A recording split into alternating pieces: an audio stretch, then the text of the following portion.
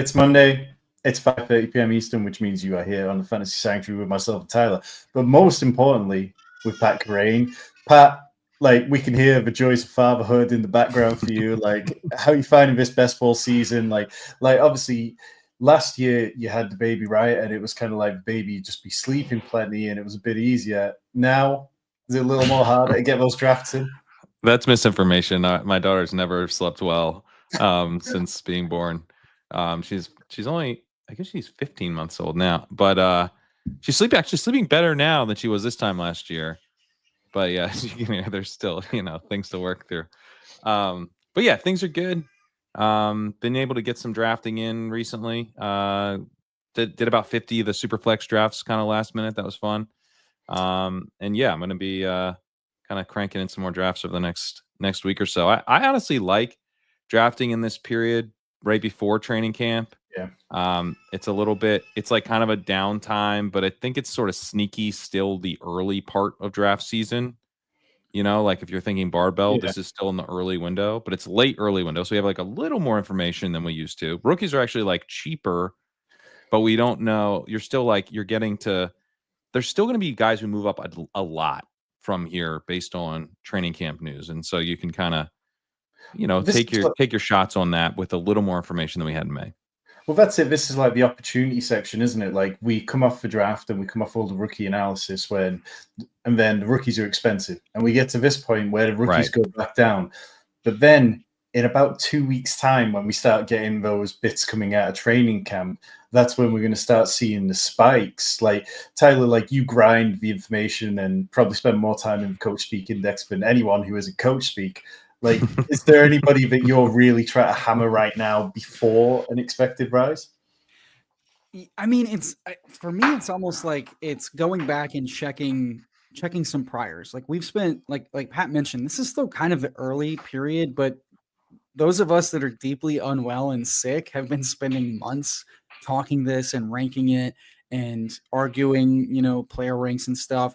And so it's really just checking my exposures and my biases, and then going back and being like, does this line up with what we've been hearing and seeing, or have a few things gotten out of whack? One of those recently was realizing that, like, Diami Brown, maybe not the worst pick in the world, because I've mentioned him, I've thought about him, but when I go back and read, and Hayden sharing a lot of things on Twitter, but it's like the Coach Speak has been there consistently since they brought him in. And if this, it's more of like just thinking through, okay, based on these comments, how does that extrapolate if this is worthwhile, if the offense is very efficient, scores a lot of points? What if this offense, like, we want Tootin to be really good, we want ETN to be something, but maybe he's not. We want Tank to be something, maybe he's not.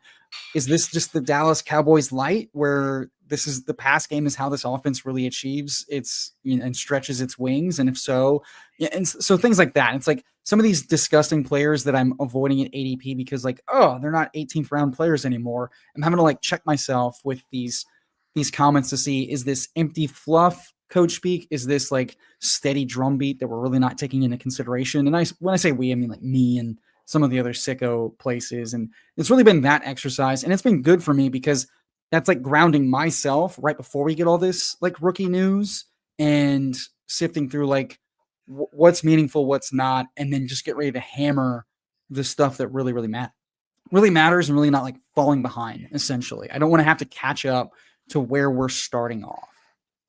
Yeah, and it always kind of feels like it's much easier for running backs to elevate like at this point. But like looking back to last year, obviously we all drafted wide receivers a little heavier than we should have. But with this rookie running back class, has that kind of changed your approach a lot? I know you spoke a couple of weeks ago with JJ about like front to back drafting and that kind of philosophy and what you can find available later. But you were kind of talking about the wide receivers, but has the way that the rookie running backs are available later in drafts kind of changed how you were drafting compared to last year? I mean, for me, I think the rookie running backs just kind of change things generally because there's so many of them, and they're available throughout the draft. So like the first rookie running back goes in the first round, right? And then you have Amari and Hampton.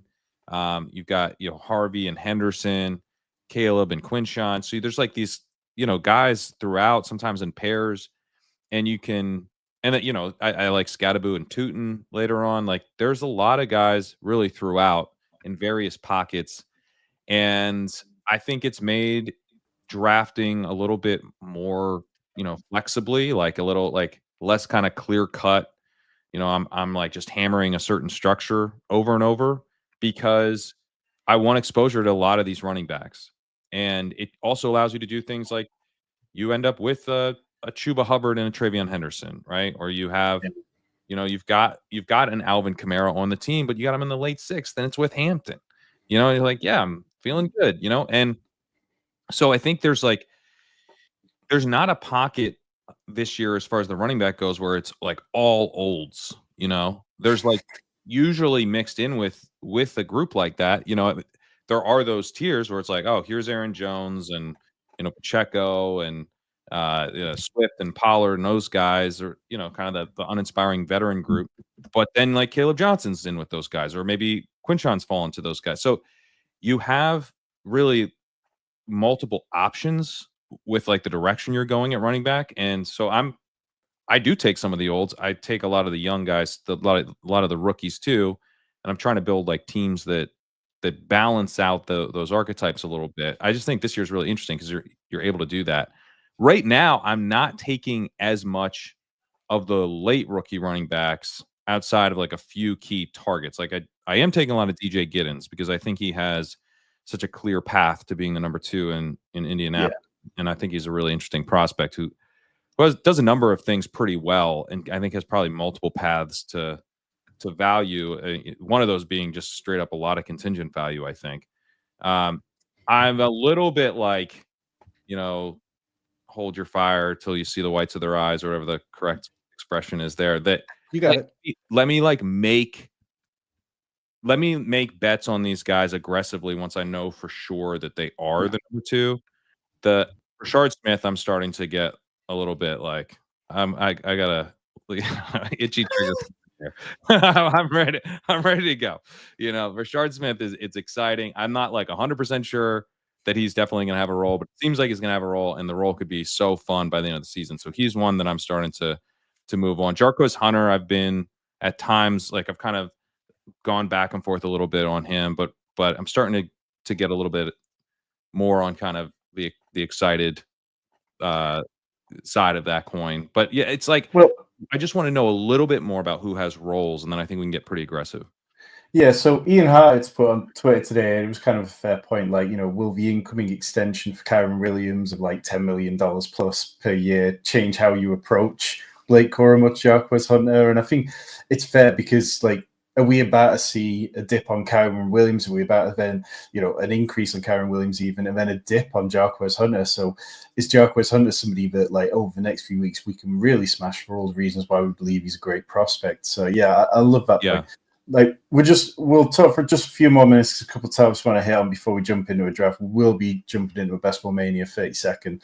But Pat, like, how are you dealing with like the section of the draft board this year that is just quarterbacks and tight ends? Like, there are so many quarterbacks from like round 8 to round 12 and all the tight ends. Like, has that changed your approach to like the elite tight ends, the elite quarterbacks? Has it changed your approach to drafting in general because it's so easy to double tap those guys? It was originally changing my approach to the elite quarterbacks. Like in the big board, I was really not taking much of the elite quarterbacks. And it wasn't until we started working on the sim-driven version of the Sidekick where we're able to see like, okay, actually the Sidekick really is pretty strong about recommending these elite quarterbacks. And I think part of it is that we're seeing the sim-driven recommendations be a lot more open to 3 quarterback builds, and open to 3 quarterback builds in spots where like I would have said like, no, don't do that. Like an unstacked third. I did a draft this morning where we had Justin Fields. This is with Pete on Best Ball Breakfast. Did stack Justin Fields with Garrett Wilson. We had J.J. McCarthy with Justin Jefferson and Jordan Mason. And then at the very end, we're talking like 17th round, Sam Darnold was there. So we actually took Sam Darnold as the third quarterback, and just like, he's probably going to add a lot of points to the team compared to the other available options, particularly because we don't yet have the training camp information, and we We don't have these like guys that are clear cut targets at 17th round ADPs, and we don't expect those ADPs to hold for much longer. Like that part of drafting season hasn't hit yet. So you're kind of like going after more of the just, hey, this guy's going to be a quarterback starter, and you could probably use a third on this team. So you have that, but one of the things we're seeing with the sim-driven recommendations is like, if you have Jaden Daniels, it is not crazy to take a third quarterback. So you'll get recommended that sometimes. So that's like one reason, if it's okay to take a third quarterback on a Jaden Daniels team, right? Then the presence of a lot of targets in that quarterback pocket really shouldn't get you off of taking Jaden Daniels or Lamar Jackson or Josh Allen, or especially Jalen Hurts, who's like a round cheaper than those guys and is an awesome pick. Yeah.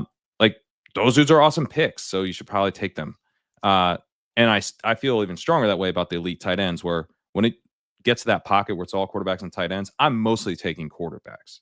I'm not hammering tight end there. Quarterback to me is the thing that dries up after that range.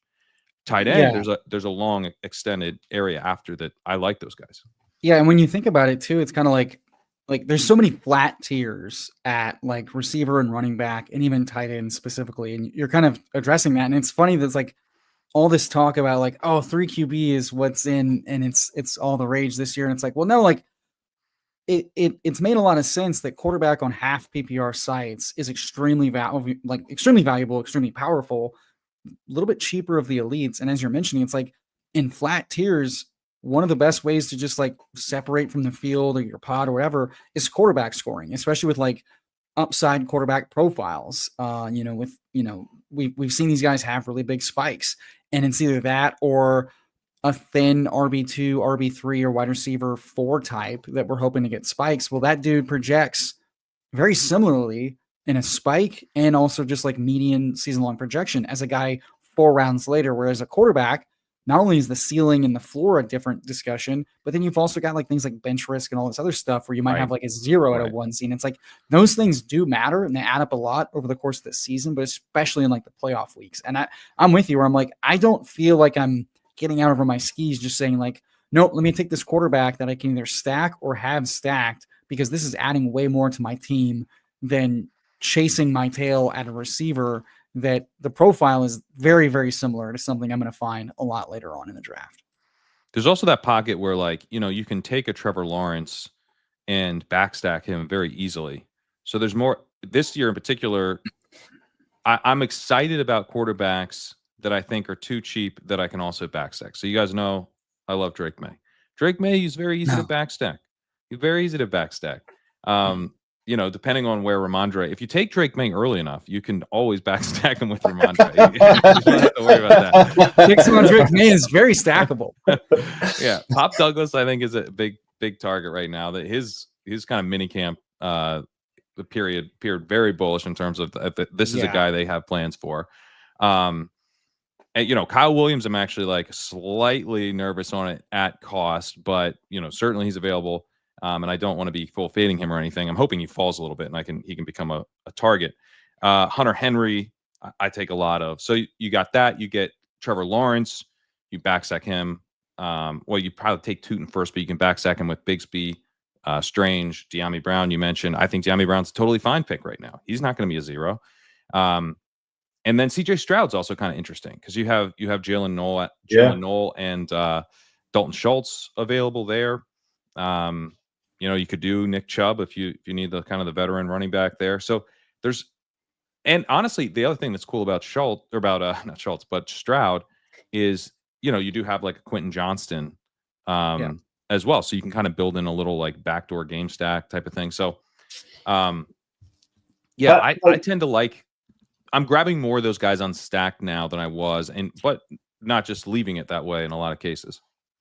Yeah, I mean, obviously, we're going to be talking best ball and we'll be starting a draft in just a minute. But, like, has it changed how you're thinking, like, diving into these sims and seeing it kind of, like, break certain theories and certain strategies that we've kind of held true? Is it changing how you're thinking about approaching any of your high-stakes redraft teams that you guys are doing? That's a good question. I guess what I would say is that a lot of the stuff that we were doing appears to be pretty good. Right. Like that's, the sim recommendations are pretty into stacking generally. It's just like less dogmatic about things. Yeah. You know, it's like there's more spots where it's like, hey, actually, it's like totally fine to take this guy because he's like really good and he's fallen 20 picks. Like you're telling me like this guy is not normally here probably because he's like you don't normally scores too many points to be here, and you probably just take him, even though he doesn't like fit the team in the way that I would have said. So I think that's probably it's in some cases it's helping me see is that I've probably been like too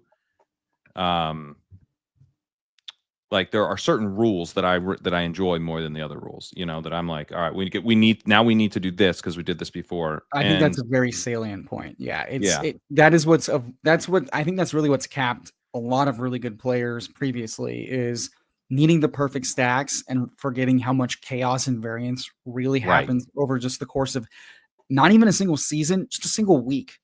Like seriously. Exactly. And then when you have to get through 3 weeks of playoffs after you get out of your pod, it's like you don't need perfection. And every BBM winner has reminded us, like, you need the right hits at the right time, not even the league winning hits, just the right hits at the right time. That's right. Yeah, I mean it's such a crazy tournament because like you actually want to show up to week 17 with like a team that doesn't have the best plays to that point. Yeah. That's great. That's awesome. So we pulled the 101. Pat, is this just Jamar Chase easy? I think so, yeah. Yeah. How many 101s have you been getting? Because I haven't been getting very many, so I'm enjoying mixing up the builds at 101. Is the ADP? I feel like I've gotten my fair share. I don't think I'm light. Yeah, no, Rudman hooked it up. I mean,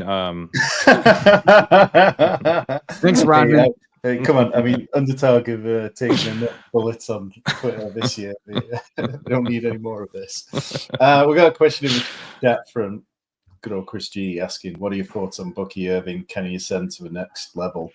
Tyler, like we've drafted quite a lot of teams, but I don't feel like we've talked about Bucky Irving very much. Like, where are you at on him? Because obviously you were very high on the Bucks in general last year. I still am high on the Bucks. I like Bucky. Like it's just weird. It's like if he had a much stronger athletic profile, you're like, this is the Saquon bet. Like super highly efficient, super awesome offensive line, very aggressive offense in general. It looks like it's primed to be even better than last year. Wheels up. Like if he gets all the work, this guy is just like awesome. He has a dog shit RAS, and as Gretsch mentioned when he was on Chip Chase a couple weeks ago, it's like a limiting factor is that he cannot break as many long plays as you would like from a type like this. And that kind of does limit his ceiling a bit. So it's like, I like him for best ball. It's fun because at the end of the day, good offense, like the type of like target and pass work he was getting. We heard some really bullish talk from, the promotion to OC saying, I want to be more creative in how I use these guys. But ultimately, Rachaad White's not like he took all the work from Rachaad, but it sounds like he's not going anywhere. He's going to be involved. So it's kind of like 99th percentile. Bucky's an awesome player, but maybe he's not as strong just because of like just who he is as a player, as a human being from an athletic standpoint. But like the things that make him very good and make him spike are still interesting, still exciting. And week 17 versus a very weak Miami defense that's likely not getting any stronger also seems good from like a projected point total, from a defensive matchup. So it's like, I like him. I want to take him. But like it is slightly hard because it's like you'd rather him get all the work. And then that offsets the efficiency of like not hitting as many home runs. So it's like I want to be on this profile. I do have some, but I find that I don't have as much because I'm probably taking different types of guys. Like it's these receivers I'm trying to like build very strong out of. He's less likely a guy I probably use as my anchor than I would like. Because of like the true spike single week. A guy like JT it's more appealing for like that 30 or 40 burger. But Bucky's awesome. He's strong. I think I like him a little bit more in like cumulative season scoring at cost than I do in this current format. Maybe even PPR like him a little bit more because I think his receiving ceiling is probably a little bit higher than we think. If he just, if Rachaad White misses time, he's going to see a shitload of work. I think that the receiving point is the big one there. Yeah. I think I'm starting to feel like I've been sleeping on Bucky like way too much. That he's actually got a lot more upside than I was giving him credit for. And it's because I've started digging into the legendary upside stuff for these guys, and he looks really strong there. Yeah. And it's because Ras is not a component. So I'm just looking at how he actually did as a runner. For sure. And he was awesome as a runner. He was super efficient as a runner. Now he's not got the biggest breakaway, like he's not going to be ripping off 60-yard touchdowns and stuff, but that's okay. Like he's very consistent. True. He's a consistent chunk play runner, and it's the receiving that really where I think he really stands out. I love Rashee Rice here. Me too. I'd be open to kind of whatever you guys want to do with the second pick. Do you want to do the Cincy double and push it? Here's the thing: are we pushing Burrow? I'm always pushing Burrow. So if you don't want to push Burrow, as long as we're down to push Burrow, no, it's that I want to push Burrow because when you can get it, we won't get it. But you can get it. I only get it when I take Hurts and decide I'm getting sniped, and then he comes back. And then he comes back. That's very good. Yeah, because just going back to Bucky, it was like, Bucky feels like one of the more fragile round one kind of round one or round two guys that you could build a hero RB build around. But I'm assuming, Pat, like the ceiling outcomes, like when you talk about like having large volume, about having the receiving upside and having like the goal line work, that it's quite easy to envisage that if you travel forward in time. He already had goal line work last year. Yeah. That's one of the things I think maybe I didn't realize as much. It's like you look at like green zone touches per game. He was good. He was fine. That was not a concern for him last season. Now he needs to see more work, but he's a very impressive rookie going into his second season. And that is a thing from having done this over the years. Like the year two guys really, it is fertile ground for upside bets because that is the year where we actually see guys take on bigger roles, especially as receivers. And we tend to project increased receiving roles on these running backs that are young, they're moving into new roles, whatever. It honestly fails a lot. But with the year two guys, it is something. And Devon Achane would be an example where we did this last year and it worked. Now the rushing efficiency completely dried up, but he still kind of got there because he got so much receiving volume. That's kind of a dangerous bet to make with a non-year two guy. But with a year two guy, I think it's actually a good bet to make.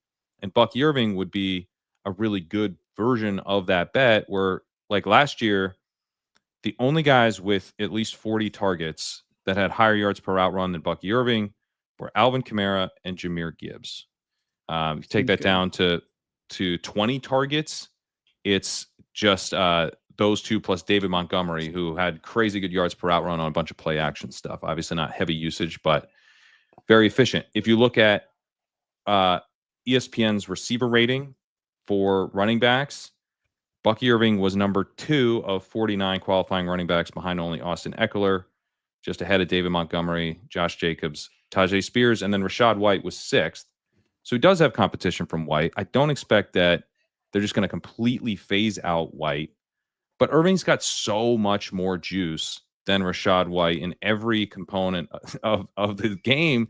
And I don't know. I just don't think that White is like this huge impediment to a player who is a really well-rounded back and is honestly flashing as an incredible receiving back. So it didn't really take him that long to steal huge chunks of Rachaad White's role. If you remember, look back at what they were saying about Rachaad White this time last year. Bowles was like, we have one of the true 3-down workhorses in this league. Really, Todd? Because that's not how you played it at all. As soon as they saw Bucky Irving, they're like, never mind.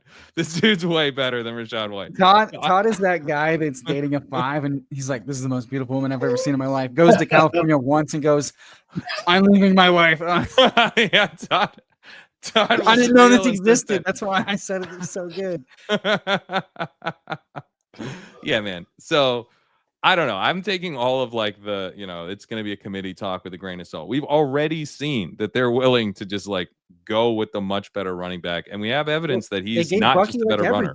They gave Bucky like everything when the cards mattered the most. I think the most I think, and to go back to your point, and then also Tom's derogatory statement about my Coach Speak Discord, is that they said we'd like to pick up where we left off going into the next year. Bucky showed us a shit ton. He's our guy.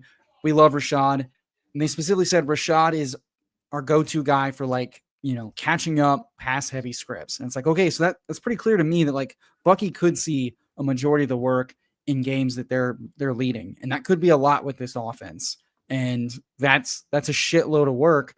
And that's a huge ceiling, especially if like just, the red zone touches alone.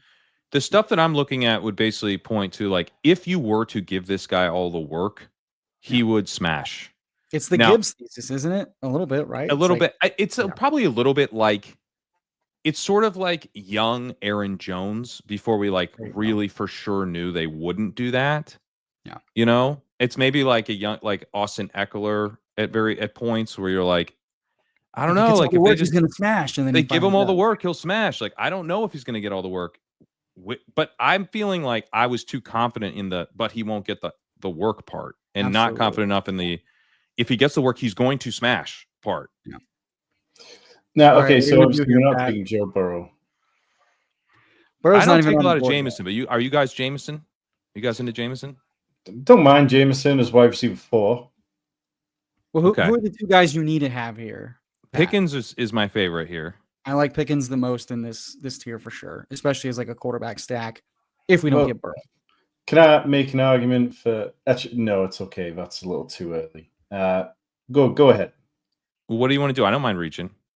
Well, I was going to say, can I make an argument for Sam Laporta here? But maybe that is a little too. He's going to be that's a little bit of a reach. Yeah. Sorry, I'm busy. You know me. I've been dressed. I'd probably grab one of the running backs. I'd probably grab like Chuba would be good here, or Kenneth Walker would be fine.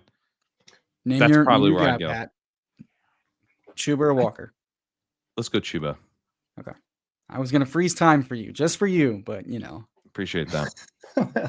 Yeah, my Sam Laporta love's getting a little bit out of control. He's going to be available the next turn, I promise. It was too aggressive, but that's okay. His ADP is our next turn, so you'll be all right. There we go. I see. This is where it comes in handy having you here, because as somebody not drafting on Underdog, just drafting on FFPC, the ADP. I do like Pat Space being like, we can reach, shout. Sam Laporta's like, absolutely not. Not like that. Not like that. So with the Sims, has that pushed you into making more reaches or holding off on reach at time, Pat? What are the Sims kind of pushing you towards on that? And I would say they're probably more pro reach than anti reach, and I think it's because you're getting now a better mix of you're getting better combinations of players is the idea, where this player meshes with what you've done based on the way these recommendations are now showing up, is that we have realistic fantasy scores for every week of the season. So it's hey, this dude is scoring a lot of points in weeks that you need points, whether it's kind of better meshing of bye weeks and stuff, or the bigger thing of kind of the player archetypes. But it's not this guy is an old score points. No, it's this player, we have a range of outcomes, and that's generated points for that player in every week. And then you're seeing oh, this player is a good fit for this team. And so in that, if a player then becomes a better fit for that team than just kind of your RB4, it's not so much RB4, it's moving away from hey, this is RB4, and more, this dude really fills a need for this team.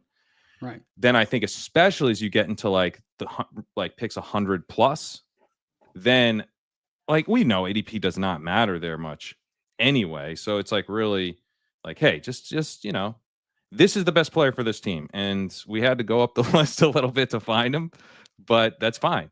And then one of the things, if you're drafting with the sidekick, is it's not oh, well, take this guy 20 picks at ADP because he's the best pick for this team. You could do that. We want you to see that that's, what we think the best pick for the team is, but pushing it and seeing if you can get the ADP value is definitely something you want to think about doing, especially if you're looking at the room and you're this guy's taken 8 receivers already. He's probably not taking a receiver. Let me push this guy around the turn or whatever it is.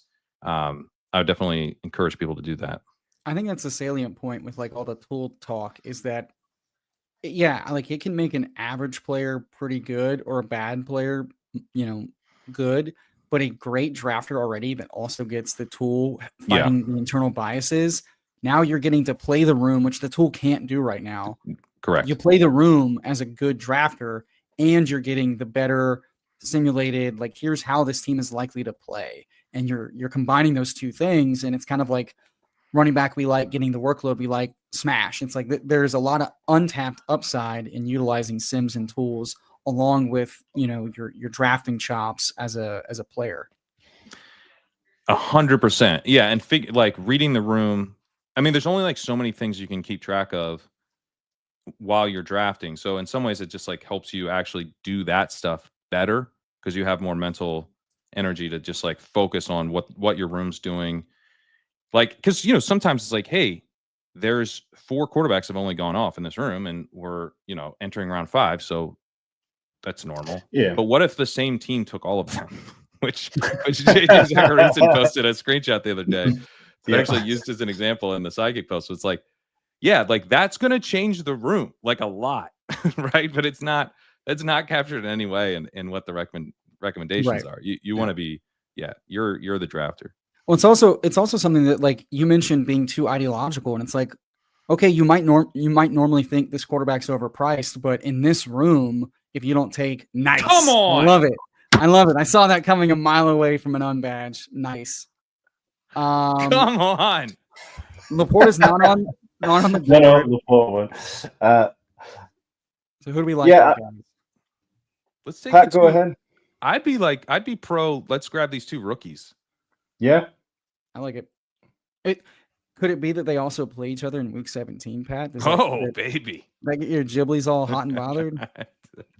My butthole was so relaxed, bro. I knew that was coming. I mean, I honestly was not going to get excited until it happened. Stream snipes. Dude, I apparently my brand every year is to just pile on the naked QB snipers and get told, learn ball, bro. That's not. You don't need him. And so like they see me and they're like, oh, it's the Burrow guy and sniping. Last year I was the Stroud don't take him unstacked guy, and love to snipe me triple stacked up. So does he have Chase Brown? Does he have Chase Brown, this guy? No. He's got Marvin Harrison for that kind of side of it. But... I do love to take Burrow as a bring back on Marvin Harrison and then backstack him with Gesicki and Jermaine Burton, because those are the guys. You're gonna need those guys. What if not? Oh my god. Love it. I do like this though. Like we start 4 straight with some really strong receivers, and then we're just gonna hammer with like Chuba's upside is that he's Dave Canales' RB1. Doesn't matter that he's bad in the pass game because he's just going to see a lot of work. And if the offense is improved, it can, help some of the volume that seeps away if they do mix in an ETN, a Rico, but then just hammering out the range of outcomes in Caleb and Quinshawn, where it's like, these look like pretty good players. What if they get way more work than we're thinking, or the offenses aren't nearly as bad as we think? That's a wide range of outcomes. It seems good for best ball. I'm trying to get the stink and the stench of Pittsburgh and Cleveland out of my hair. Yeah, I can hear it. It's bad, but it's bad. And in a situation like this, I'm very fine taking the plunge. I think both teams would be delighted to find out that their second and third round running backs, respectively, are awesome. Both those teams would be like, "Oh, yeah, great." that was kind of our only out. Ooh. Actually. So we're gonna do that. We'll figure out the rest of it. They're gonna look at each other and be like, "This would have looked really stupid if they weren't awesome." Yeah, this would be. Would we have gotten fired if he sucks? It's gonna be a bad look. Being like, we waited how many months for Aaron Rodgers and took a running back instead of a quarterback? Yeah. Speaking of draft pick selections, Scott Fishbowl kicked off today, and someone in our Discord who will remain nameless, but finished 3rd in the contest last year, said he's in the same division as you, and you lost your draft on the first pick. So I've got to ask if this trash. Took CMC. Here's what happened. I went and I checked the Scott Fishbowl rules, and you get 2.5 receptions of points per reception, and like literally everything is just volume. And I was like, I'm taking CMC. You can't literally if he's just CMC. then I won Scott Fishbowl. I don't even think anyone else was allowed to draft him, so I'm gonna win the entire thing. Yeah, well, I mean, I've got Devon Chan and Derrick Henry through too, so I took CMC and Amon-Ra. fun. Where are you at? I did regret a little bit not taking Bowers, which would have been more fun and more on brand. Yeah. But I don't know. I mean, like, it's literally the entire point of the format appears to be to hope you find CMC. CMC scored like 700 something points 2 years ago. It was nuts. I like couldn't believe how many points he scored. So I was like, I'm gonna just do that. Yeah. It seems like I'll just win if he's CMC. I just win the league. Seems easy this game. Right. So we're 2 picks away. Tyler, what are you seeing? I see some quarterbacks that make me comfortable to not, because the other thing is like, you know, I don't get Hurts, I don't get Burrow. That's okay. I can get a mobile guy, and Justin Fields gives me a similar type of range of outcomes. We have Dak. If we want to reach for Dak, cool. If we want to sit pat, no worries, no pun intended. What do you want to do here, Pat? I'd be down for Dak. I'd probably be running back and quarterback. If you want to go Fields, Fields is so unfun to backstack. I'd probably just take Dak. Okay, which running back do you want? I don't really care.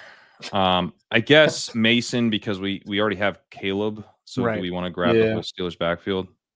I do take more Mason than I care to admit. Also, like, you know, we got more and more positive coach speak about Jordan Mason filtering out today. It just feels like he's going to be one of those guys that we look back in a month and you go up to RotoViz and pull up the ADP over time, and he's going to be one of the biggest rises from draft start to where we are now.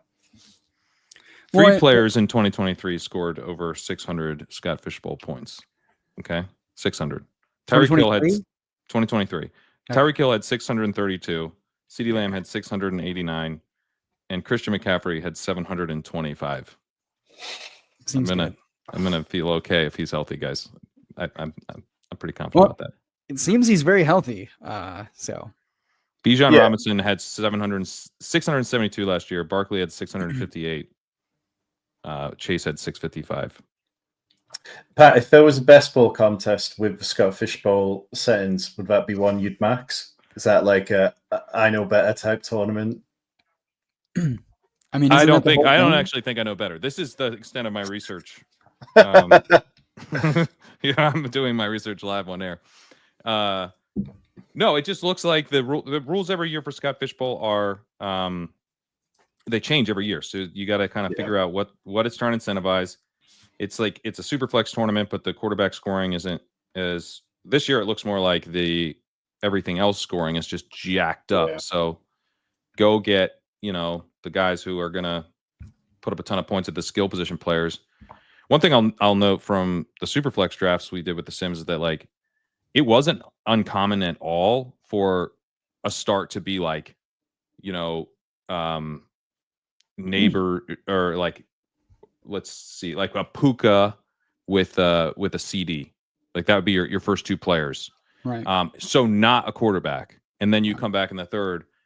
And just the power of having the elites at the non-quarterbacks, and then you score enough at quarterback. Yeah. That's how this tournament feels to me, where it's like the quarterback scoring is pretty muted. Like when I was noting the players before, those weren't non-quarterbacks. That was everyone. So the quarterbacks like last year were scoring. Lamar had 642. Well, that was like the 5th overall player. So it's not that the quarterbacks just like lap. You want the best players are going to the players who distance themselves the most are going to be non-quarterbacks. So I'm just going to read the room in terms of like not getting locked out at quarterback, and then just try to get as many elites at the skill positions as I can. And I think there's a lot of like anecdotal evidence, right? Like if you hit on the right late quarterbacks to keep pace at quarterback, and then you're just smashing at the other positions, it's a reason. It's the whole reason why like we don't take shittier running backs, 10 years ago at the end of round 1, or we don't take shittier wide receivers at the end of round 1 in typical leagues. It's like, well, you're taking lesser versions of the guys that are going ahead of you, and then you're pushing the better position to your competition. It's like a twofold, calculus. Right. Yeah, it just feels like Superflex gets a lot of hate, but like for me, it's still a format I really enjoy. Not just because I can only draft on FFPC currently, where the $35 Superflex is the most affordable if you want to get down volume. But like, it just feels like there are so many different ways to play that format that I still find it fun and interesting. Every draft can be incredibly different. So yeah, no Superflex hate from me. No Superflex hate from Pat. Tyler, I know he's keeping his mouth. It's fun to hate. I mean, do we just want to value hound, or do we want to try to prioritize? I don't see anything to prioritize at quarterback unless we're thinking about backstacking. What do you think, Pat? We could go McCarthy with the Mason play. It's at least something I'd throw out there. Okay. Other than that, it's probably backstack stuff. Jordan Love is backstackable. That he was mentioned earlier. Yeah. But I don't have a huge lean here. I don't mind backstacking like Bryce and Sure. We've got Rodgers, Caleb, we've got some dimes backstack options. I don't mind getting nasty in a 3 quarterback build, and being strong at receiver and running back at its bases gives us flexibility to kind of just backstack the onesies. That's cool. But if you want to backstack Love, I think that's totally viable. So I'll let you be the final deciding factor. No, we can do Charbonnet here if you want to go with Sharps.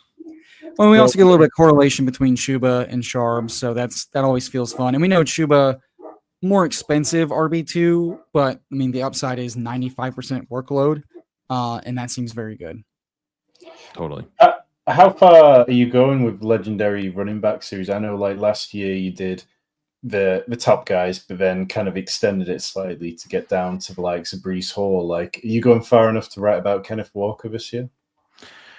I don't think I will, because the point of legendary running back, the idea of it is like, hey, there's a ton of opportunity cost when you take these running backs early. And so like kind of the worst thing you can do is like pay for a guy who you could just replace with Kenneth Walker. Like after like Kenneth Walker's going in a range where there's like not that much opportunity. A lot of the wide receivers we're talking about, I mean, frankly, Calvin Ridley's probably like already gone in a lot of drafts before Kenneth Walker is.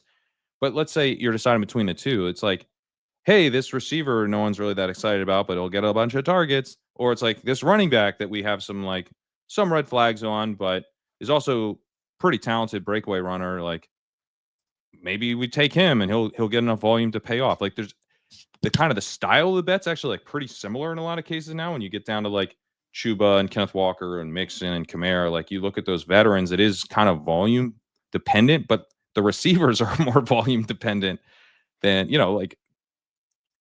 4 years ago, Tedero McMillan would not be off the board and wouldn't go off the board for probably another 2 rounds. He'd be like a 12th rounder, like Garrett Wilson was.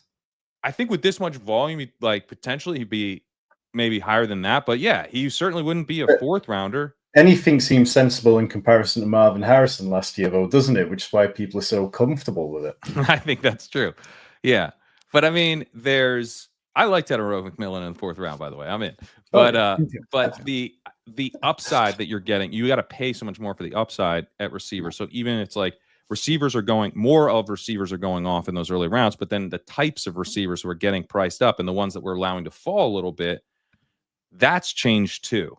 And so now it's like the opportunity cost of a Kenneth Walker or, even a Joe Mixon, like, yeah, I'm not super excited about it, but you're actually looking at receivers who were like kind of the same type of guy.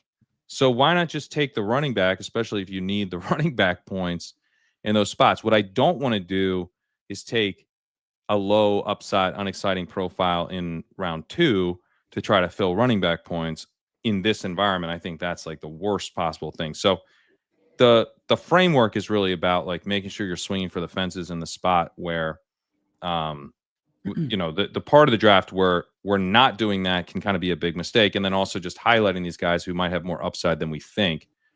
That's where Bucky Irving jumping out was really fun. Cause like I have a screener that I use to kind of like help, get me on the right track. And I'm like, Bucky is popping, like legit popping. He finished the highest of every running back going in the top 2 rounds.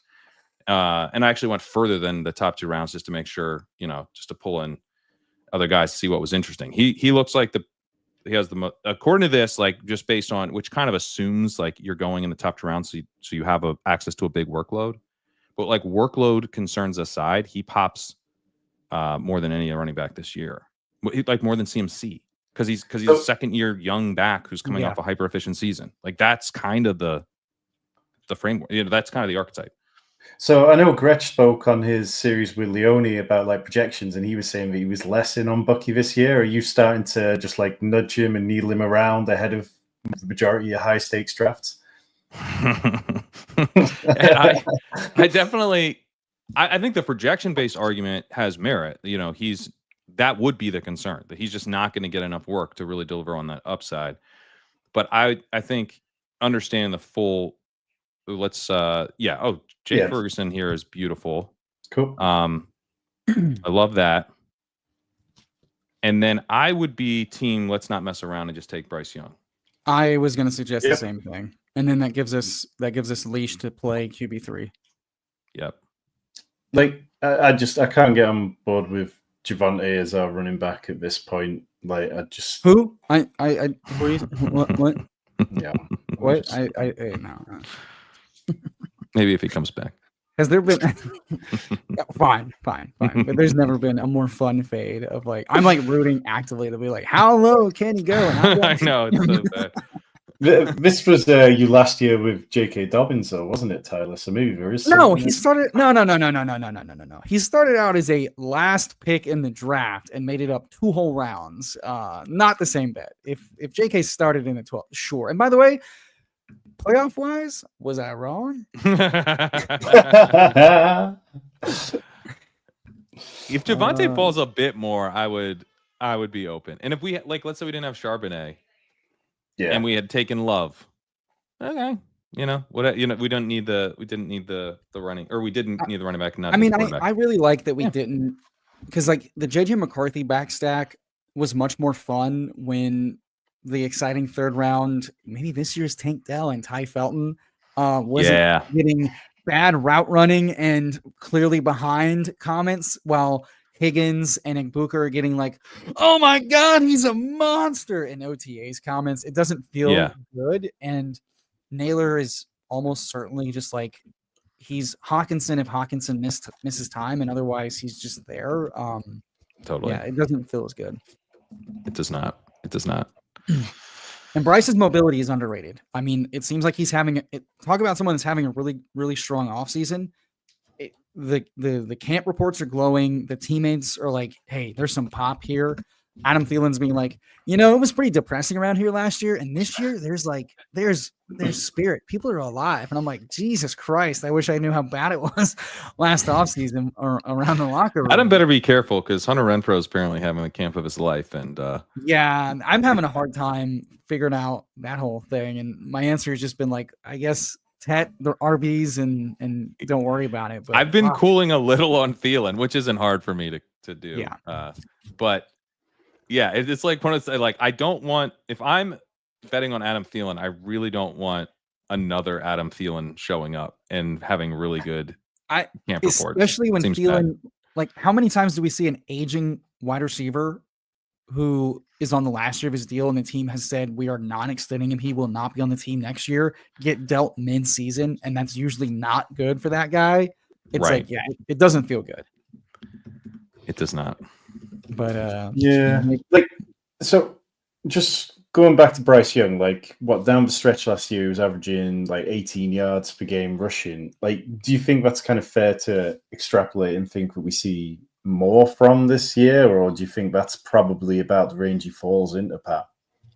That seems about right. I wouldn't project a huge jump there. And he's an undersized guy. He was reasonably mobile and kind of like he'll run around and do some things as a college prospect. So I don't think that's like fluky that he ran last year, but he just like with the size profile, it's hard to see him being like a big time runner.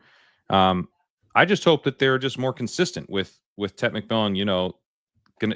He's someone that when I was digging into the class, I'd heard like Mike Evans comps and was like, okay, this is gonna be fun. I knew, last year when I was looking into like Jacob Cowing, people were like, oh, well, that's, he shares with T-Mac. That's who you're gonna be. That's who you're actually gonna care about. Okay.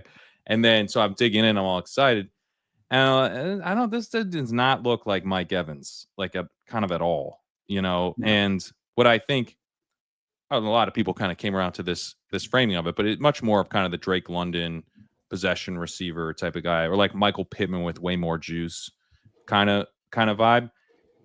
But that seems like what would really work with Bryce Young, that they would really benefit from having. I mean, he's the guy he's clicked with the most of anybody is Thielen. It was, Michael Pittman with way less juice, So what if we just added some juice? So I don't know. I think give the man some juice. Give the man some juice. I think the offense could take a step forward with the addition of T-Mac for sure. What would you like to do here? 2-5-5-1. The next available quarterback is Darnold. I think pushing QB3 is okay, given what we have. I do too. What do we want to do here? The Sims approved guys are these receivers. Wandale and Douglas are just you will get funneled them. And I think it makes sense to grab one of them given that we push wide receiver 5 a bit. That's fine. Yeah. And then I don't know. I mean, I'm kind of open to ideas with this other pick. We could. Oh, you want to do Gesicki? And yeah, we just need the tight end. I don't. Yeah, let's do it. Do it. I'm asking. No, let's do it. Yeah, it's running back or tight end, or we reach for a quarterback, or we reach for our preferred last receiver potentially. So those are all. I think we grab the tight end before that tier breaks. Yeah, and just also, since he's the team after us, if they thought they could push Gesicki around because we didn't get Joe Burrow. Eli Manning double birds, Jay Fondy. Enjoy your Yoshi Burton, brother. Tyler, would you just recap this for us before we kind of get into the last couple of rounds? Sure. We got a 2-5-6-2 build. Dak Prescott, Bryce Young at quarterback, Chuba, Caleb Johnson, Quinshawn Judkins, Jordan Mason, and Zach Charbonnet at running back. Receiver, Jamar Chase, Rashee Rice, T. Higgins, George Pickens, Rashid Shaheed, and Pop Douglas. And at tight end, Ferg and Gesicki. Nicely correlated, nicely stacked. I mean, I'm feeling pretty good about this. I'm glad we've got to point out that we've got 4 wide receivers out of 6 on a week 10 bye, and we've also got 2 tight ends on a week 10 bye. Fuck week 10. We might have taken Ertz might have been the better play there as a bring back for Dak and didn't have the same bye. I think that's the double week 10. Yeah. I mean, this is a team that if I'm ever not worried about taking a 0 because of a bye week overlap, it's the position that could score 1.2 points. Right, yeah. I didn't get a 0. Yeah. I was looking at it. I did get 1.2. That delicious 3 for 40 really hit the tight end real hard. What if I didn't have that? I was on JJ's show earlier, and we were talking about a lot of DraftKings stuff. And I was looking at the team that won it all last year, and it was a team with Trey McBride, which was obviously fantastic. Like, he smashed when he got to week 17, and the team that had him at like 7%, so it made it like really easy for him. But the other tight ends that he had were Ben Sinnott and Theo Johnson. Now, Ben Sinnott had 4 weeks where he scored points. Only one of them got over 3 points. And then Theo Johnson, who got injured in week 13 and only had 3 games over 8 points. So it's like, yeah, I mean. Tight end does not matter, man. It either hits or it does not matter. Yeah. Yeah, I mean, particularly if you can hit on a player like that as value, then it's just great. And obviously with Jake Ferguson, we're probably hoping that him and Dak have a kind of season where they both outplay their ADP. Well, it feels nicer reaching for Dak to get him double stacked in an environment like this. Because like at the end of the day, we're just betting on the passing offense of Dallas. And if Dak gives us anything on the ground, that's nice. But, I think we've maintained flexibility and, with quarterbacks going ahead of ADP pretty regularly in this room, taking the following Shaheed is nice, opens up another quarterback, but hopefully we can take somebody with a little bit more juice. But yeah, it's not the worst in this environment when they're just going to get more expensive at quarterback. How are we feeling about 15th round Darren Waller? If Zach Ertz wasn't just coming off of a top 7 tight end finish season, I'd laugh. But unfortunately, I have to be like, shit, can we get someone to ask him how committed to the game he is? Here's the thing about Zach Ertz. Although it may have felt like it, he's never retired. Yeah. And I think that is important. that despite the many injuries. He's only ever just been old and injured, which is different than That's different than old, retiring. injured, and quitting the game. Yeah. We have the sidekick's nice and clean. We don't have too much information on it, but I was pushing for a retirements counter for all the players. The weight on one retirement's got to be pretty big. It's I mean, pretty it hit big, Gronk yes. pretty hard. It's color coded. Yeah. Anything over 0 is bright red. I'd be good with Daniel Jones. I don't mind Daniel Jones at all. Pat, any of these quarterbacks stand out above the rest? I forget. Let's just try to get Shuck with the last pick if we're doing right. Yep, I'm fine with that. What do we want to do here with a 2-5-6-2 build? Honestly, Miles Sanders is a great pick. We're already betting on Dallas. We already faded We Javonte. want to get 7th receiver here. I don't think tight end. I'm comfortable just saying these. We are could just take Shuck if you guys want to do third quarterback. I mean, that would be where I'd go. The question is, are we good with just 6 receivers, and do we want to try to get another tight end? Is my question. Yeah, I hear you. Just like order of operations. Receivers. We could take Slayton and set up just a give double. Let's give ourselves 2 outs. I like that. Yeah. That works. And we took. I also don't mind 7 because we didn't need another running back. We really don't need another tight end because if the offense is good, Gesicki's fine. If the offense is good, Ferg is great. And yeah, we have 2 outs to stacked QB3. That feels solid. Juwan also feel like if we're taking Juwan, I'd rather do that with the last pick, and then it's like now we have 3 picks that fit the team well now: Shuck, Dart, and well, so like open conversation of like who do you prefer of these two? I think I prefer the first round quarterback with some pretty high rushing spikes, but our dynasty co-host Rich hates Jackson Dart, so I'm trying to like test my temperature levels on how excited I should be for back half of the season. Some are saying arbitrage Drake May. Careful. Rookie year Drake May. No, I think Dart's fine. Like he does some stuff that's good. He does run. He's not like a crazy runner, but he will run around. He'll make plays. He's got like, he's a decently aggressive passer. I don't know like if it's gonna work. It feels kind of binary with Dart. Like he comes from the system that propped him up to a degree, but is he like a good quarterback who just happened to be in this awesome system? And now he gets to play with Dayball, who I think is a good coach. He made Tommy DeVito a top 3 quarterback in fantasy twice, which is insane. And I mean, he's got Malik Neighbors. It's not like he doesn't have at least one really strong weapon. And with Tracy and Scattaboo, the running game might be okay. So there's like reasons to be somewhat optimistic about Dart. I don't know. I mean, it feels it could go. It really it's a wide range of outcomes, but I don't have like enough confidence to just write him off. I'm trying to do better. I think Rich's problem with it is kind of more the cerebral side of it, and I think he referred to him as a Rorschach test, really, when it came to rookies this year. But I think Rich is generally kind of okay with where he goes in this format. Like, you're talking last couple of rounds, that price adjusted point he was fine with. I think where we were kind of having back and forth in the Discord was more about Superflex and where you end up taking him sometimes and the opportunity cost over good players. So, I don't mind it. I think just it's basically a bet against Russell Wilson and a bet against Jameis Winston, which I'm okay with.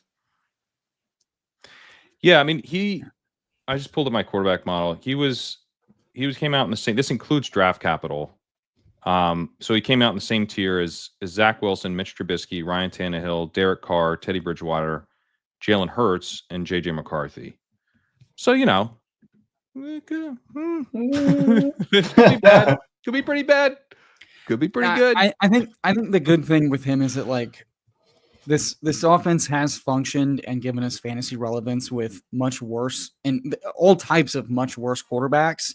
And Dart first round capital, live arm, live scrambler. Those things are good for both real life and fantasy football. And I think the upside in Dart is I think he's going basically undrafted because it's like he's not starting week 1.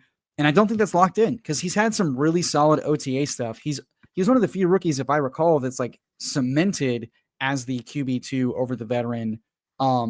Like That's immediately. true. Yeah. I've looked into the coach speak stuff. It's like they're like, hey, he's way ahead. He's picking up everything. He's really taking it well.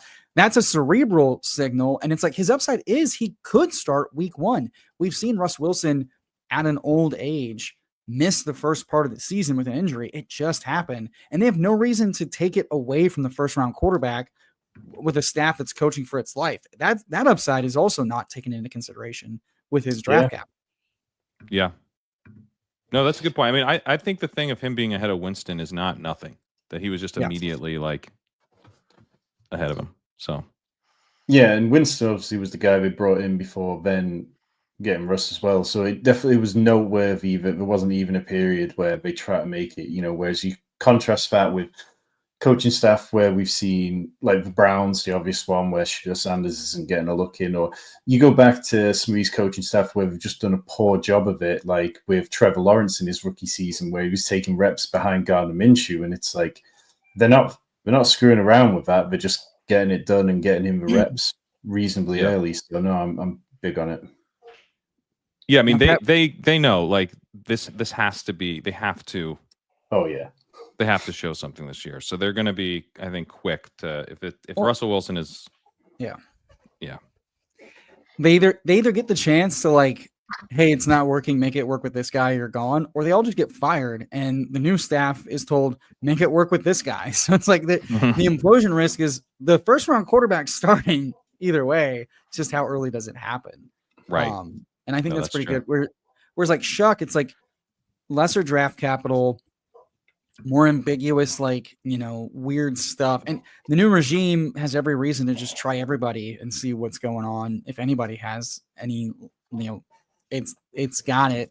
And Shuck's not exactly been like the epitome of health, and availability is always going to like separate players. And last I checked, the offensive line is doing a lot of heavy lifting on paper to seem not dog shit.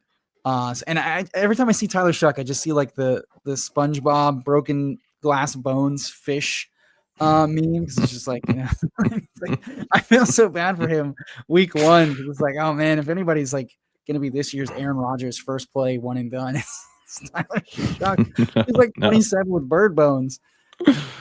Yeah, that's true. The bird bones don't help. Don't have that in the model, and Shuck still comes out a tier below Dart. So yeah, I think it's just with Shuck, it literally is just that I think he's probably going to get almost every start because Spencer was Rattler pretty bad. So bad. Yeah. So bad. And Kellen Moore, for like motion shifting, first read type of stuff, like it fast paced.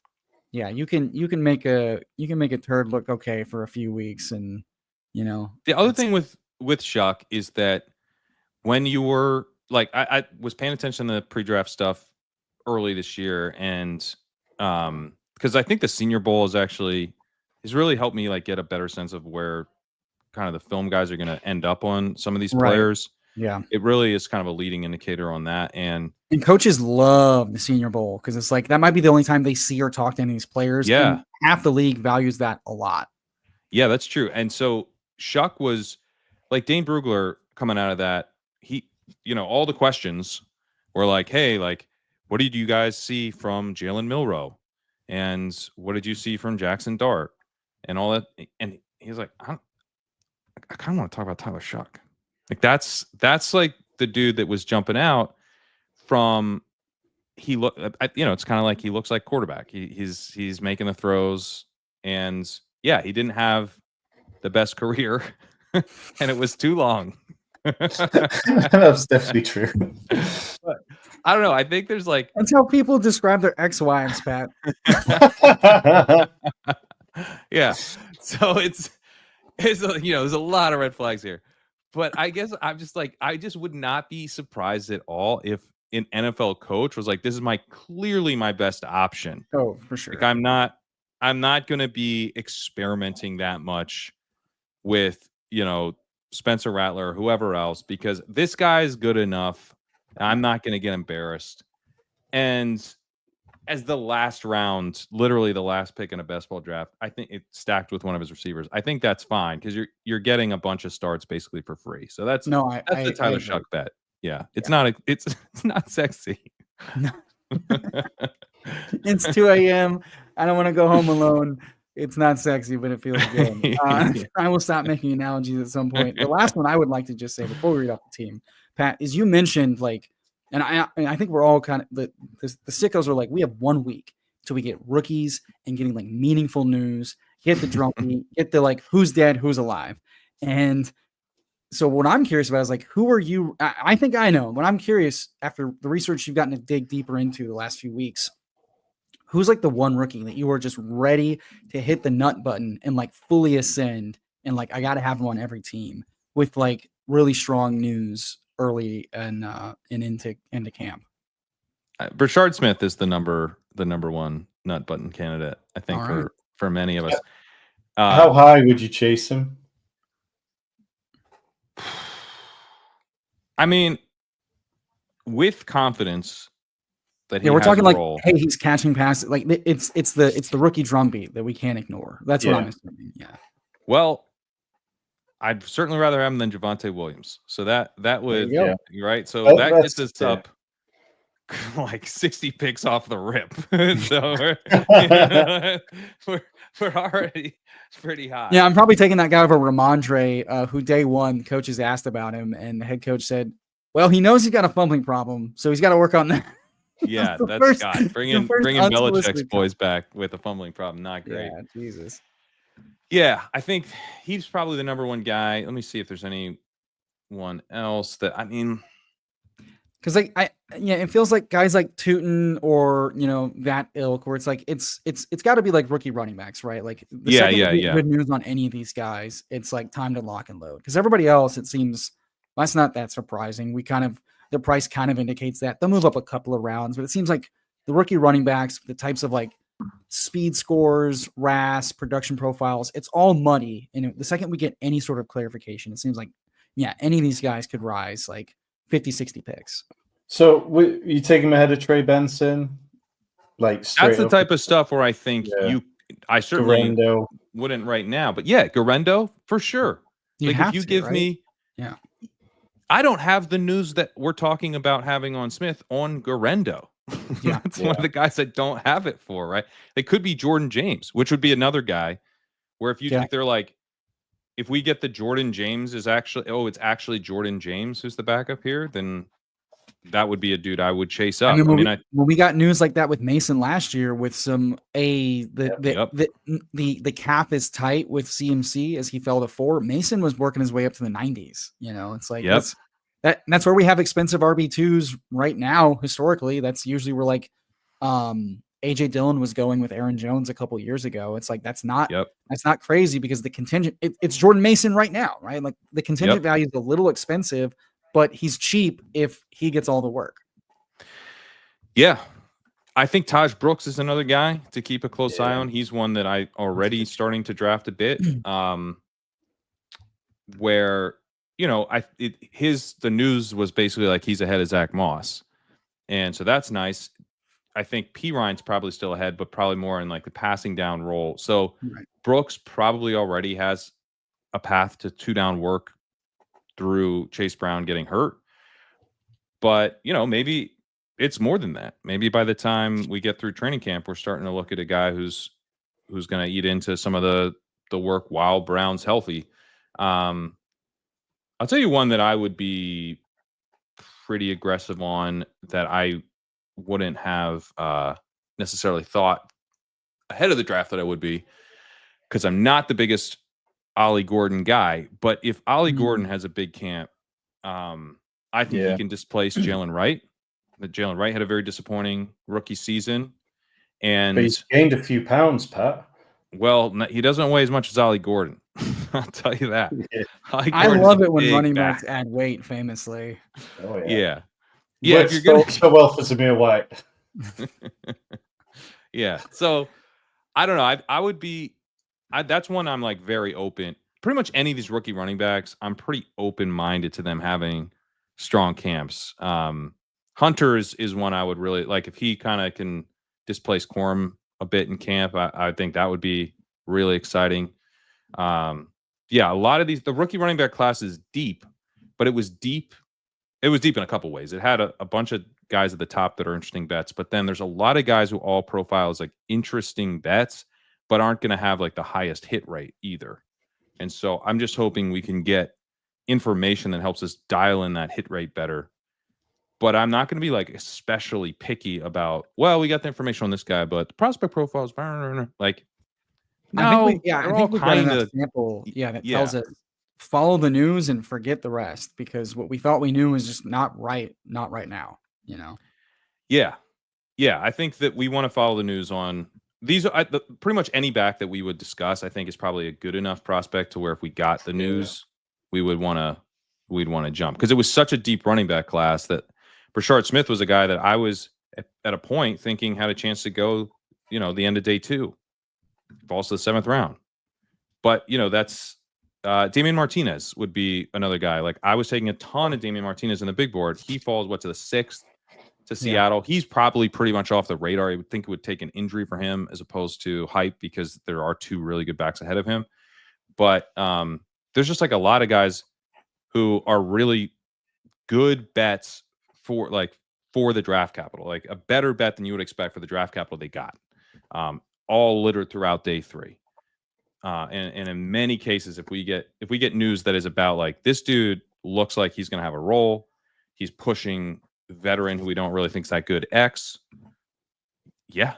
Trevor Etienne was one. Gretsch was on Ship Chasing, really mentioning him as kind of a forgotten guy. He rates better than a lot of these guys in my model, and I don't really buy into it, because I don't really see with Etienne like what his true like calling card is, like what he's going to do that really separates. I don't think he's like this special receiver. He's fine there. I don't think he's like this really impressive. He's not like hyper impressive in any way, right? But maybe he's just good enough at everything, and he's just better than I think. Like, because overall he rates not super far behind DJ Giddens in my stuff. He's very close to Jarquez Hunter, kind of a different type of player than Jarquez Hunter, in terms of like Hunter being much, much more impressive on a like per touch basis. But ETN would be someone that if we got like he's pushing Dowdle, like I will believe it. I'll that buy tells in. us 2 things, right? It's like he's good enough to earn a role, and he's also good enough. He's beating out the competent, capable guy ahead of him, and that's right. That's what a lot of this. That's why this rookie stuff matters, because like at running back especially, opportunity matters more than anything else. And so it's like Kareem Hunt, great example last year. He's not a good player. He has no juice.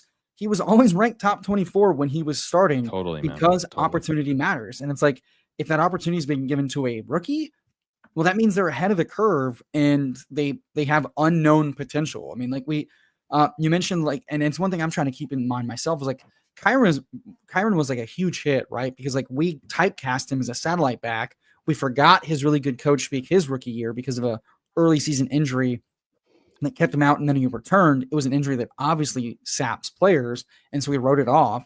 And then he takes on the role, and now he's a workhorse. And we were like, wait, 195 scat backs can't do that. It's like, he wasn't a 195 scat back, and we forgot range of outcomes exists with an opportunity-based position. And so I'm trying to remember, and that's it's like, I don't want to stay too cemented to my priors going into the draft, coming out of the draft, because at the end of the day, what the coaches are seeing is what they're going to act on, and they're seeing something I'm not. So I'm just going to follow it blindly for these rookies, because like that tells me all I need to know. I don't need to know the whys. I'll trust that it'll work itself out over a season of chaos. 2 other guys I'd mention would be Dylan Sampson, who, if we're sleeping on anyone in the class, and Ben mentioned him when he came on Ship Chasing as well, as a guy we were probably sleeping on. But I would say I think he's a much stronger candidate to be someone we're sleeping on than ETN, because I know what Dylan Sampson does well. He's actually like a good early down runner, kind of an undersized downhill runner. Yeah. But, that can work. We just saw that with Bucky. Like, that's really what he is. And he's not much of a receiver. We're not going to get that same receiving juice we got with Bucky.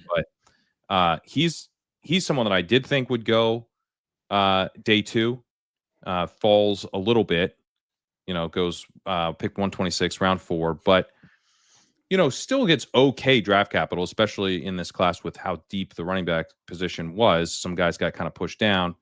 And is competing against Quinshon Judkins. My assumption, my prior headed into training camp, is that it's really Judkins' job to lose and that he is the better of the two backs. He rates quite a bit better for me as a prospect, Judkins does, than Sampson, especially with the draft capital. Pick 36 versus picks 126 is a huge difference. Yeah. Says a lot about the talent level and also about the early opportunity. So I'm totally good right now, just kind of playing this like Judkins is a underpriced guy you can get in the 7th round. But if we were to get news in training camp that Sampson looks like the better of the two, I would take that very seriously. Like that like I think would really I would be a spot where I would move off my prior aggressively. Well, that's and then one of the things with rookie running backs in general, isn't it? Like, the hit rate can be really difficult because there are so many paths to failure for them. So if we get that kind of coach speak, I think it's absolutely worth chasing. Yeah. And then Neil would be another guy where we've kind of played this game. It's not fun when it doesn't work. The Kendra Miller one stings. But, we had to endure Sky Moore to get Rashee Rice. Okay.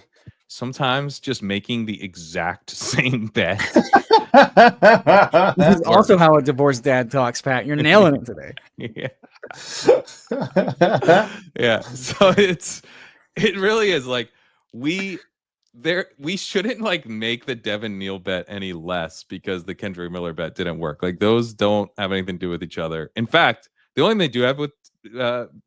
they do have in common is that we're betting against Alvin Kamara, and Kamara is 2 years older than he was when we made the Kendrick Miller bet. So I think Neal, again, not really someone I'm drafting at all, but would be very much someone I would take seriously if we get reports out of camp. New coaching staff. Kamara's really fallen off as a runner over the last couple of years. It's really just about the receiving usage for him now.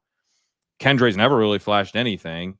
So, it could be. That's a good point, though, because like they bring in Cam Akers, who has cucked plenty of dudes, is just like capable change of pace guy. Right. And Camp will tell us, is Cam Akers because they don't want Kendre as RB3, or is it because Devin Neal is definitely not it as RB3 or 2? And, it's like, there's still an opening for RB2. I don't think that's necessarily Cam Akers for the taking. And you can extrapolate that across all the backfields. But yeah, it's like especially these high value backfields, like these guys that are going to get targets, are going to get a shit ton of work, and they're going to get like designed work because that's how the offense, how the play action works.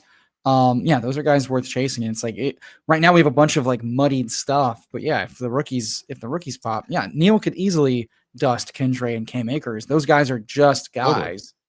Totally. I think and Neal's one of those ones who can be really fun if he does hit, because the way that he wins, the way that offense, if it's productive under Kellen Moore, where it's playing fast, all the kind of stuff you mentioned earlier, Tyler, like that feels like a small loss, big win situation.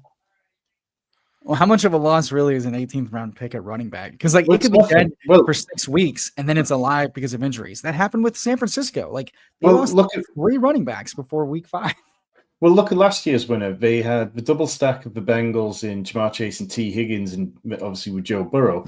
But they also had Jermaine Burton, who they got the sum of sod all for the vast majority of the season for. So it's like this idea that you need to be perfect. It doesn't play out quite like that often when we look back at some of the teams that have won big across a variety of competitions. So yeah, if I'm willing to take a dart throw on a player who is a small loss, kind of massive win, then Devin Neal absolutely fits that profile. I think it's another good shout, though, is like as we're getting camp news, it's not just guys steaming. It's like guys that we had some questionable, were hand waving like red flags and worry signals, like Burton. Like, oh, he dropped because of character concerns, but look at the talent. And we still get like some pretty poor, like he's not paying attention. He's not grasping the offense in the summer. And we're like, yeah, but he's big and he's fast. It's going to be okay. And then it's not okay. It's like adjusting to like hyper nuking those dudes in your ranks that are getting bad news early. Because like this is the time to give puff pieces. And so when you're getting negative news, it's even more meaningful because like it's easy just to say nothing. It's really bad if you're hearing about it. I think a big thing is like it's a long off season. We draft a ton of teams. You don't have to be like, you don't have to think the same thing every day that you've drafted over the course of the summer. Like, I like DJ Giddens a lot because I think he has a really clear path to being the number 2. I think he has a really exciting profile where he flashed as a receiver and as a runner. He's got enough size. He kind of has this like do everything type of profile that's really exciting when you think about him as being a contingent bet. Incredible RAS. You want to talk about like, I mean, I think he has Great the RAS. You know, we best love RAS outside of Judkins. Yeah. Second best RAS in the class. 212 pounds. And then, just like kind of across the board and all the metrics that I look at, like either like pretty good or very good. Nothing like where you're like, oh my God, this guy's unbelievable. But, like 77th percentile in elusive rating, 63rd percentile elusiveness per game, 64th percentile in yards per route run, very solid in success rate, like kind of like basically 45th percentile or better and like all the stuff I look at. So I'm very intrigued by him. However, he actually blue shirted, I believe, to start his career. He dealt with some drops issues. So he has this high yards per route run, but not a particularly high yards per target, I think is what it was. Or his targets per route run wasn't super high, I think. But his yards per route run was good because he basically his yards per reception was awesome. If he caught the ball, it went well. But he didn't always get thrown the ball, and he didn't always catch the ball. So it's like before catching the ball was kind of, but yeah, once he had the ball in his hands, he's a playmaker. But if we get camp reports that are like, yeah, he doesn't seem to have like locked up the most easy to lock up RB2 job in the history of the NFL, I will be scared and I will be moving off of him for bets that I think will now become what I thought DJ Giddens was in the first place. Like this is a clear path to the RB2. Well, we're going to get guys who are even a clearer path because we actually have confirmation in training camp that they've now established that RB2 role. So I can move off Giddens and take those guys. My hope, obviously, as someone who's drafted a ton of Giddens, is that I just take those guys as well. And I continue to take Giddens. And maybe even Giddens moves up. But you look, Brashard Smith, he's got some red flags in terms of, like doing the work, that kind of like paying attention kind of stuff. So it could go the other way. They could very much go the other way. It was like Kareem Hunt could not be more locked in as the RB2 right now. Maybe they'll find a role for Smith. Right now, he's their kick returner. Like, no, I'm not doing that. So, to your point, I think we're going to get the answers at least on. I mean, it's going to apply more to the early season than the end. We don't want to like completely abandon things in every case, but I don't know. There's so many running backs this year that I do want to concentrate my fire on the guys who are looking like they have roles ahead of them and ease up on some of the guys, especially like if I was drafting someone a bunch like Giddens, just to ease way up if we don't get the confirmation. I mean, that was my issue with like Lloyd last year is like, no matter how much injury stuff we got, I kept thinking like, I'm not playing for week 1, brother. And it's like, eventually availability and getting on the field in your rookie season. Take 1 week. Yeah. Well, and that's, injury season from hell. But I always love, RotoViz had some really awesome research years ago about like rookies missing significant time in their rookie season. And for skill position players, like the most, it was like historically bearish in like a majority of cases. And so running back, obviously more of a volume driven thing, but it's like, if guys are missing time and they're not there to get the coach's trust. They're not there to get installed. They're not there learning the playbook.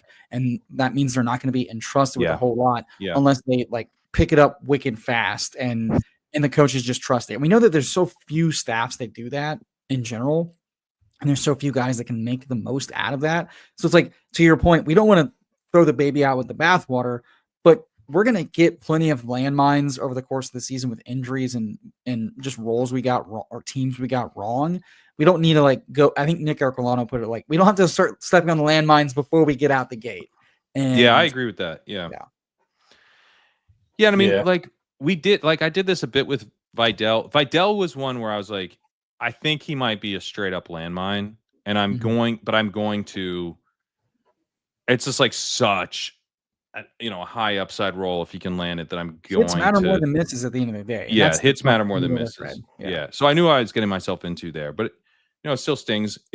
But at the same time, I had a bunch of Tyrone Tracy, and you kind of had to take a little bit of a leap of faith with Tyrone Tracy as well.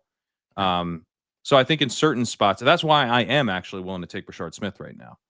Like he's one where I am taking a leap of faith, but I mean, come on. Like the hit could be so big. And he's not tiny. You know, he's not a huge back, but he's like in the 190s, I think.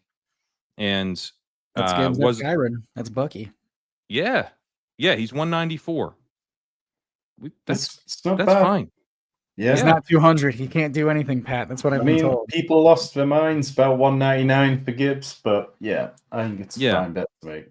Well, look, I mean, we could talk Rashard Smith all night, but Pat, I'm conscious we've kept you quite a while already.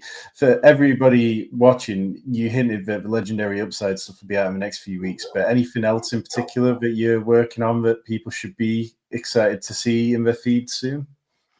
Yeah, check out Ship Chasing. We've got Brett's taking a week off this week, but we'll be doing ADP chasing tomorrow morning. So check out that. We're going to be kicking off our live drafts pretty soon for the main event. Just did a mini episode run where we talked through our first main event draft of the year. If you're into the FFPC. And then, for Legendary Upside, we're currently running a 5-day free trial for the Sidekick. So mentioned the sim-driven dynamic rankings that we have over there. Check it out. Sign up legendaryupside.com/sidekick. You can read about the tool and get a 5-day free trial. If you're already a leg up subscriber, email me at legendaryupside@gmail.com and I'll set you up with the trial. Make sure it adds on properly. But yeah, we have all that going on, and then a lot of good content rolling out on the site, including I had an article about tight end play action rates and how that can kind of help us find guys who are basically. The biggest thing is like who's going to have that touchdown potential. It's like, hey, this dude never ever plays on play action, and he scores like 2 touchdowns a year. I wonder if that's related. It is in fact related. Noah Fant. Noah Fant. Evan Ingram. Right? These dudes is like Kyle Pitts. He had an insanely low play action rate last year. I love that. Yeah, I love that tight end research every year because it's such a good like cold water splash of like the upside you envision for this guy. It matters how they're used, and if they're not used right, the upside's just not there. Yeah, and tight ends get a lot more of their production, overall production and touchdowns on play action stuff. So you want the guys good enough run blockers to be used as fake run blockers. Brock Bowers, Trey McBride, George Kittle. By the way, no red flags there. All the elite tight ends this year look solid through that lens. But you check that out, and then we have some good articles rolling out soon by Michael Dubner and Matt Irby as well. Oh yeah, class. Well, I've got a video on the rookie tight ends coming out on the channel on Wednesday, talking about like why I still feel like they might be undervalued. Tyler, which channel are you streaming on Thursday this week? So Wednesday we have Typhal Tower. Thursday we have Typhal Tower because we did not give you delightful people Typhal Tower last week. Not my fault. Not pointing fingers. That's BBG's fault. I wasn't naming names. You're getting double Typhal Tower this week. And Thursday, we're joined by a very special guest, Nez, on the program.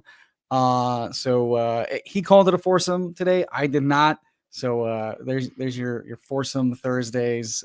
We love those around these parts. So got that cooking for the lovely people this week. Brilliant. Well, from myself and Tyler, and thank you very much, Pat, for joining us. Appreciate everyone else hanging out in the chat tonight. Hit the like button on the way out, and we'll catch you again soon.